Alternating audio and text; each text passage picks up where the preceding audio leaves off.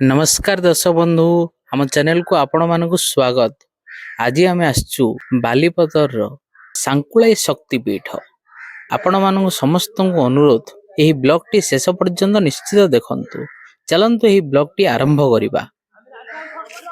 इडा होची मंदिरर मुख्य द्वार।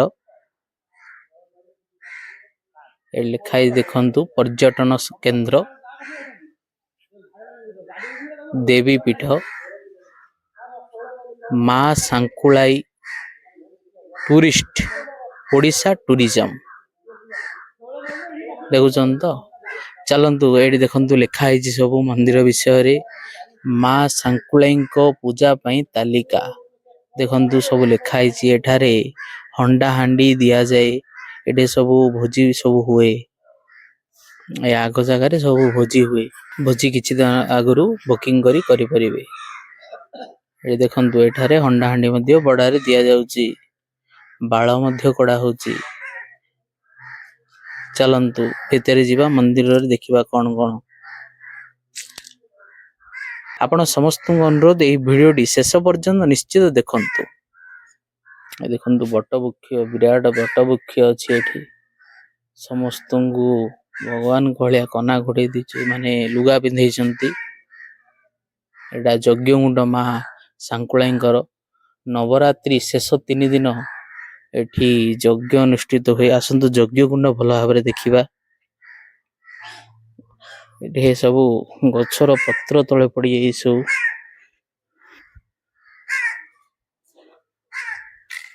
एठी हंडा हांडी देखंतु भड़ा दिया होची।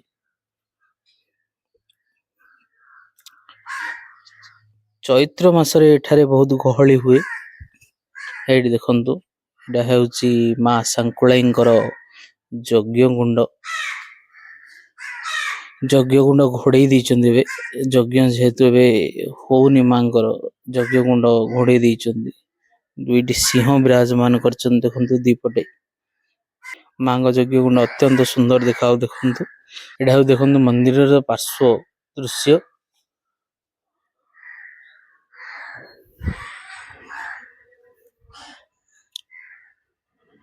चलंतु जीवा माँ सांकुलाई दर्शन करिबा।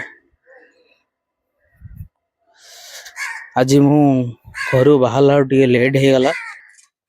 ये देखंतु सिंह विराजमान कर माँ को मुख्य प्रवेश द्वार ऊपर त्रिशूल अच्छी देखंतु 3टी मंदिर रे 3टा त्रिशूल माँ सांकुलाई श्री गणेश कार्तिक ये मंदिर रे विराजमान करिसंती। चलंतु जा भीतर को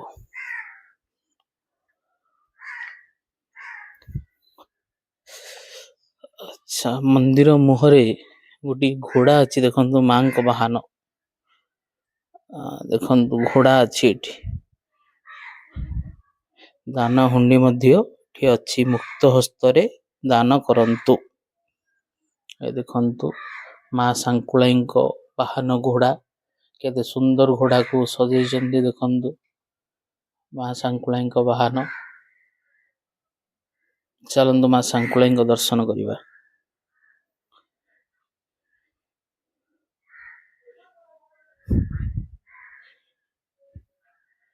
एठी देखंतु जगत जननी माँ सांकुलाई तांको पाखरे अग्रपूज्य गणेश तांको पाखरे कार्तिक माँ सांकुलाई पाखरे कार्तिक विराजमान करचंती। देखंतु माँ को केते भव्य रूप प्रभु गणेश मध्य केते सुंदर देखा जाउचंती। माँ को एबे किछि समय आगुरु पहड़ खोलिला माँ को प्रतिदिन 3टा परे पहड़ खोले 12टा आलू पहड़ पड़े 3टा आलू पहड़ खोले संध्या 6:10 रे आलती अनुष्ठित हुए संध्या आलती। देखंतु केते सुंदर देखाउची माँ को मूर्ति अत्यंत भव्य देखाउची। देखंतु मुझे जूम करूची देखंतु वीडियोटा को माँ को मूर्ति माँ सांकुलाई शक्तिपीठ भंज राजा ही मंदिर तैयारी करथिले। घुमुसर अंतर्गत ही मंदिर पड़े बालीपदर पाखरे यही सांकुलाई मंदिर अवस्थित अछि। आपण माने जी चाहिए एठी आसी माँ सांकुलाई दर्शन करी तांको आशीर्वाद लाभ करि परिबे। ଚାଲନ୍ତୁ ମନ୍ଦିର ପାର୍ଶ୍ୱରେ ସବୁ ଦେବାଦେବୀ ଅଛନ୍ତି, ତାଙ୍କ ଦର୍ଶନ କରିବା। ଜୟ ମା ସାଙ୍କୁଳାଇ, ଜୟ ମା ସାଙ୍କୁଳାଇ। ମା ଧୂମାବତୀ, ତ୍ରିପୁର ଭୈରବୀ, ଛିନ୍ନମସ୍ତା ସବୁ ମାଙ୍କ ଉପରେ ମୂର୍ତ୍ତି ଅଛି।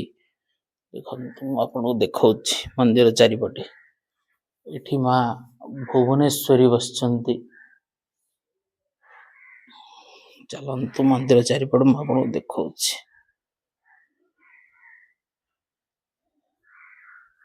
ଏଠି ମା ଷୋଡ଼ଶୀ ବସିଛନ୍ତି। ଏଠି ମା ଷୋଡ଼ଶୀ ବସିଛନ୍ତି ଦେଖନ୍ତୁ। ମା ତାରା ବସିଛନ୍ତି। ମନ୍ଦିର ଚାରିପଟେ ଅତ୍ୟନ୍ତ କାରୁକାର୍ଯ୍ୟ ସୁନ୍ଦର ହେଇଛି। ଦେଖନ୍ତୁ ଏଠି ମା କାଳୀ ବସିଛନ୍ତି। ଆଙ୍କେ ମା ସାଙ୍କୁଳାଇଙ୍କର ପାର୍ଶ୍ୱ ଦେବୀ ଭାବେ ବସିଛନ୍ତି। ଏଠି ଗ୍ରାମ ଦେବତୀ ମା ବୁଢ଼ୀ ଠାକୁରାଣୀ ବିରାଜମାନ କରିଛନ୍ତି। କେତେ ଚୁଡ଼ି ସବୁ ବାନ୍ଧିଛନ୍ତି ଦେଖନ୍ତୁ ମନ୍ଦିରରେ। ଏଠି ସବୁ ପାର୍ଶ୍ୱରେ ସବୁ ଦେବାଦେବୀ ମୂର୍ତ୍ତି ବିରାଜମାନ କରିଛନ୍ତି। ଏଇ ଦେଖନ୍ତୁ ମା ବୁଢ଼ୀ ଠାକୁରାଣୀ ଗ୍ରାମ ଦେବତୀ। ଦିପଟେ ଦୁଇଟି ପଥରର ସିଂହ ବସିଛନ୍ତି। ଏହି ମନ୍ଦିର ଅତ୍ୟନ୍ତ ପ୍ରାଚୀନ ମନ୍ଦିର। ଦେଖନ୍ତୁ ମାଙ୍କୁ ମୁଁ ଜୁମ୍ କରି ଦେଖାଉଛି। ଦେଖନ୍ତୁ ମା ବୁଢ଼ୀ ଠାକୁରାଣୀ ବସିଛନ୍ତି। ମା ଜଗଜ୍ଜନନୀ ମା ବୁଢ଼ୀ ଠାକୁରାଣୀ। ଏଠି ମା ବୁଢ଼ୀ ଠାକୁରାଣୀ ପାଖରେ ଅନ୍ୟାନ୍ୟ ଦେବୀ ଦେବତା ମଧ୍ୟ ଠାକୁରାଣୀ ମାନେ ବିରାଜମାନ କରିଛନ୍ତି। ଆଚ୍ଛା, ଚାଲନ୍ତୁ ଏ ମନ୍ଦିର ପାଖରେ ଆଉ ଗୋଟେ ନୂଆ ଜିନିଷଟେ ଅଛି, ଆପଣଙ୍କୁ ଦେଖେଇବି। ଆପଣ ଦେଖିଲେ ନିଜେ ଜାଣିପାରିବେ। ଏଠି ତ ଆପଣଙ୍କୁ ଦେଖେଇଲି ମା ବୁଢ଼ୀ ଠାକୁରାଣୀ ବସିଛନ୍ତି। ଚାଲନ୍ତୁ ଆଉ ଗୋଟେ ନୂଆ ଜିନିଷ ଆପଣଙ୍କୁ ଦେଖେଇବି। ଆପଣ ମନ୍ଦିର ସମ୍ମୁଖରେ ଦେଖିଥିଲେ ମାନେ ମାଙ୍କ ବାହନ ଘୋଡ଼ା ବିରାଜମାନ କରିଛନ୍ତି।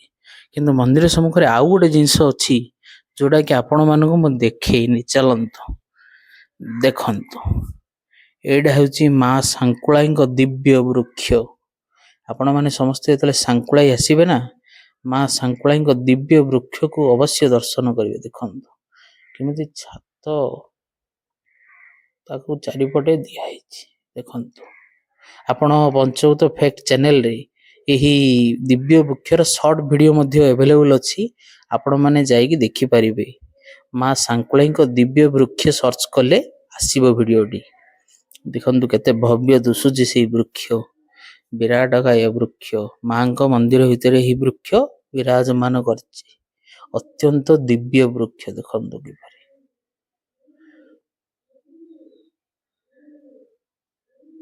ଆପଣଙ୍କୁ ତ ଆଗରୁ ଦେଖେଇଛି ମୁଁ ମା ସାଙ୍କୁଳାଇଙ୍କ ବାହନ ଘୋଡ଼ା କେତେ ସୁନ୍ଦର ଦେଖାଯାଉଛି। ଦେଖନ୍ତୁ ପୁରା ସୁନ୍ଦର ଦେଖାଯାଉଛି ଘୋଡ଼ାଟି। ପୁରା ଘଟଗାଁ ତାରିଣୀ ଘୋଡ଼ା ପରି ଦେଖାଯାଉଛି ମା ସାଙ୍କୁଳାଇଙ୍କ ବାହନ ଘୋଡ଼ା।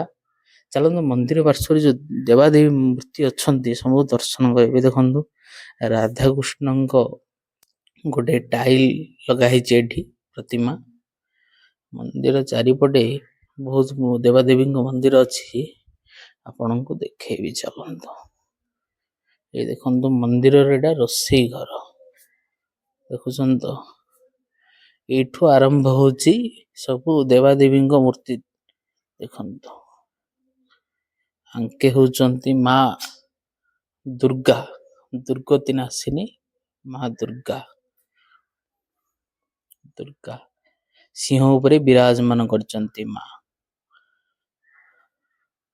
ଆଙ୍କେ ହେଉଛନ୍ତି ମା ତାରା ତାରିଣୀ।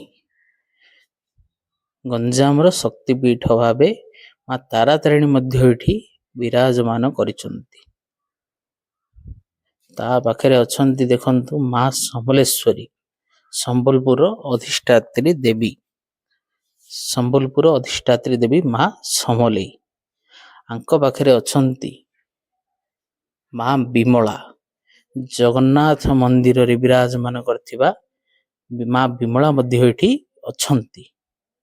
ଆଙ୍କ ପାଖରେ ବିରାଜମାନ କରିଛନ୍ତି ମା ସାରଳା, ଝଙ୍କଡ଼ବାସିନୀ ମା ସାରଳା ମଧ୍ୟ ଏଠି ବିରାଜମାନ କରିଛନ୍ତି।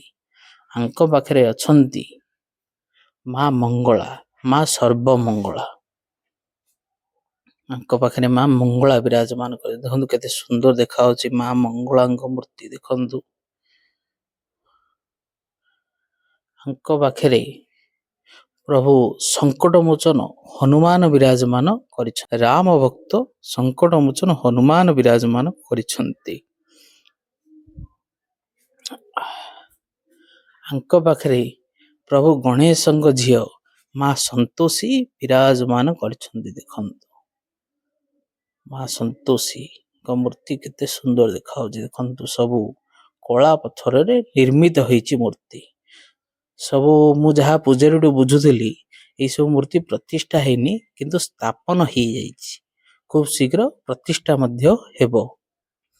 ମା ସନ୍ତୋଷୀଙ୍କ ପାଖରେ ଅଗ୍ରପୂଜ୍ୟ ଶ୍ରୀ ଗଣେଶଙ୍କ ମୂର୍ତ୍ତି ବିରାଜମାନ କରିଛି। ଦେଖନ୍ତୁ ପ୍ରଭୁ ଗଣେଶଙ୍କ କିପରି ମୂର୍ତ୍ତି ବିରାଜମାନ, କେତେ ସୁନ୍ଦର ମୂର୍ତ୍ତି ବିରାଜମାନ କରିଛି। ଦେଖନ୍ତୁ ପ୍ରଭୁ ଗଣେଶ ଅଗ୍ରପୂଜ୍ୟ। ଆଙ୍କ ପାଖରେ ମା ବ୍ୟାଘ୍ରମୁଖୀ ବିରାଜମାନ କରିଛନ୍ତି। ମା ବ୍ୟାଘ୍ରମୁଖୀ ଏଠି ବିରାଜମାନ କରିଛନ୍ତି। କେତେ ସୁନ୍ଦର ରୂପରେ ଦେଖନ୍ତୁ ମାଙ୍କ କେତେ ଭୟଙ୍କର, କେତେ ସୁନ୍ଦର ରୂପ। ଆଙ୍କ ପାଖରେ ମା କମଳା ବିରାଜମାନ କରିଛନ୍ତି, ମା ମହାଲକ୍ଷ୍ମୀ କେତେ ସୁନ୍ଦର ଦିଶୁଛନ୍ତି। ଦେଖନ୍ତୁ ଆଙ୍କ ପାଖରେ ମା ମାତଙ୍ଗୀ ବିରାଜମାନ କରିଛନ୍ତି, ମା ମାତଙ୍ଗୀ। ଏଠି ମା ବଗଳାମୁଖୀ ବିରାଜମାନ କରିଛନ୍ତି। ଦେଖନ୍ତୁ ମନ୍ଦିର ପାର୍ଶ୍ୱରେ କେତେ ଦେବାଦେବୀ ବିରାଜମାନ କରିଛନ୍ତି। ଦେଖନ୍ତୁ ଆପଣ ଥରେ ଆସନ୍ତୁ ଏହି ମନ୍ଦିରକୁ, ବୁଲିକି ଯିବେ। ଆଙ୍କ ପାଖରେ ମା ଧୂମାବତୀ ବିରାଜମାନ କରିଛନ୍ତି। ଏଠି ଦେଖନ୍ତୁ ଛିନ୍ନମସ୍ତା ବିରାଜମାନ କରିଛନ୍ତି। କେତେ ସୁନ୍ଦର ଦେଖାଯାଉଛନ୍ତି ମା ଛିନ୍ନମସ୍ତା। ମା ଛିନ୍ନମସ୍ତା ପାଖରେ ତ୍ରିପୁର ସୁନ୍ଦରୀ ଭୈରବୀ ବିରାଜମାନ କରିଛନ୍ତି। ଦେଖନ୍ତୁ ମା ତ୍ରିପୁର ସୁନ୍ଦରୀ ଭୈରବୀ। ତାଙ୍କ ପାଖରେ ମା ଭୁବନେଶ୍ୱରୀ ବିରାଜମାନ କରିଛନ୍ତି, ମା ଭୁବନେଶ୍ୱରୀ, ଭୁବନ ଈଶ୍ୱରୀ। ମା ଭୁବନେଶ୍ୱରୀ ପାଖରେ ମା ଷୋଡ଼ଶୀ ବିରାଜମାନ କରିଛନ୍ତି। ଦେଖନ୍ତୁ କେତେ ସୁନ୍ଦର ଦିଶୁଛନ୍ତି ମା ଷୋଡ଼ଶୀ, କେତେ ଭବ୍ୟ ମୂର୍ତ୍ତି ମାଙ୍କର। ମା ଷୋଡ଼ଶୀଙ୍କ ପାଖରେ ମା ତାରା ବିରାଜମାନ କରିଛନ୍ତି। ଦେଖନ୍ତୁ ମା ତାରା, ମା ତାରାଙ୍କ ପାଖରେ ମା କାଳରାତ୍ରି ମହାକାଳୀ ବିରାଜମାନ କରିଛନ୍ତି। ଏବେ ଖୁବ୍ ଶୀଘ୍ର ମା କାଳୀ, ଦଣ୍ଡକାଳୀ ଆସିବାକୁ ଯାଉଛନ୍ତି ଧରା ପୃଷ୍ଠକୁ, ଦୁଷ୍ଟର ବିନାଶ କରିବାକୁ। ମା ଚୈତ୍ର ମାସରେ ପ୍ରଭୁ ଶିବଙ୍କ ସହିତ ଆସି ଦଣ୍ଡଯାତ୍ରା କରିବେ। ସେହି ଭିଡ଼ିଓ ମଧ୍ୟ ଆପଣଙ୍କୁ ପଞ୍ଚଭୂତ ଫ୍ୟାକ୍ଟ ଚ୍ୟାନେଲରେ ମିଳିବ। ଆପଣମାନେ ଏହିପରି ଏ ଚ୍ୟାନେଲକୁ ସପୋର୍ଟ କରୁଥାନ୍ତୁ। ଏଠି ଦେଖନ୍ତୁ ମା ସିଂହମୁଖୀ ବିରାଜମାନ କରିଛନ୍ତି। ଦେଖନ୍ତୁ ସିଂହମୁଖୀ, ସିଂହମୁଖୀ ପାଖରେ ଏଠି ଦେଖନ୍ତୁ ବିରାଜମାନ କରିଛନ୍ତି ଭାସ୍କର, ସକଳ ଶକ୍ତିର ଆଧାର ସୂର୍ଯ୍ୟ ଦିବାକର ଭାସ୍କର ବିରାଜମାନ ଏଠି କରିଛନ୍ତି। ଦେଖନ୍ତୁ ସୂର୍ଯ୍ୟ ଆଲୋକ ଯୋଗୁରୁ, ଯେହେତୁ ଭାସ୍କର ବିରାଜମାନ କରିଛନ୍ତି ସୂର୍ଯ୍ୟ ଆଲୋକ ଯୋଗୁରୁ ମୂର୍ତ୍ତି ଟିକେ ଆପଣଙ୍କୁ ଦିଶୁଥିବ। ହଁ ଠିକ। ଆଙ୍କ ପାଖରେ ବିରାଜମାନ କରିଛନ୍ତି ନିତେଇ ଗୌରୀ, ନିତେଇ ଗୌରୀ। ନିତେଇ ଗୌରୀଙ୍କ ପାଖରେ ରାଧାକୃଷ୍ଣ ବିରାଜମାନ କରିଛନ୍ତି ଯୁଗଳ ମୂର୍ତ୍ତି। ଦେଖନ୍ତୁ ରାଧାକୃଷ୍ଣ ବିରାଜମାନ କରିଛନ୍ତି। ରାଧାକୃଷ୍ଣଙ୍କ ପାଖରେ ରଘୁପତି ରାଘବ, ରାମ ଲକ୍ଷ୍ମଣ ସୀତା ବିରାଜମାନ କରିଛନ୍ତି। ଦେଖନ୍ତୁ ରାମ ଲକ୍ଷ୍ମଣ ସୀତାଙ୍କ ପାଖରେ ପ୍ରଭୁ ସକଳ ଘଟେ ନାରାୟଣ, ପରମ ଅନାଦି କାରଣ ସ୍ୱୟଂ ନାରାୟଣ ବିରାଜମାନ କରିଛନ୍ତି। ନାରାୟଣଙ୍କ ପାଖରେ ନବଗ୍ରହ ବିରାଜମାନ କରିଛନ୍ତି। ଦେଖନ୍ତୁ ନବଗ୍ରହ, ଦେଖନ୍ତୁ ମୂର୍ତ୍ତି ଆପଣଙ୍କୁ ସାଏ ଦେଖଉଛି। ନବଗ୍ରହ ବିରାଜମାନ କରିଛନ୍ତି। ନବଗ୍ରହଙ୍କ ପାଖରେ ଆପଣ ମାନେ ବୋର ହେବେନି, ଦେଖିବେ ମାନେ ବହୁତ ଜିନିଷ ଅଛି ଆପଣଙ୍କୁ ଆହୁରି ଦେଖେଇବି ଏହି ମନ୍ଦିର ବିଷୟରେ। ଆପଣମାନେ ବୋର ହେବେନି। ଦେଖନ୍ତୁ ଏଠି ତ୍ରିନାଥ ବିରାଜମାନ କରିଛନ୍ତି, ବ୍ରହ୍ମା ବିଷ୍ଣୁ ମହେଶ୍ୱର ଶିବ ବିରାଜମାନ କରିଛନ୍ତି। ଏଠି ପ୍ରଭୁ ତିରୁପତି ବାଲାଜୀ ନାରାୟଣଙ୍କ ଗୋଟେ ସ୍ୱରୂପ ପ୍ରଭୁ ତିରୁପତି ବାଲାଜୀ ବିରାଜମାନ କରିଛନ୍ତି। ତା ପାଖରେ ମା ଗାୟତ୍ରୀ ବିରାଜମାନ କରିଛନ୍ତି। ମା ଗାୟତ୍ରୀ ହଂସ ଉପରେ ବିରାଜମାନ କରିଛନ୍ତି।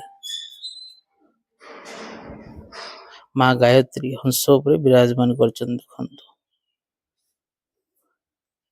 ଏଠି ମା ସରସ୍ୱତୀ ବିରାଜମାନ କରିଛନ୍ତି। ଦେଖନ୍ତୁ ମା ସରସ୍ୱତୀ,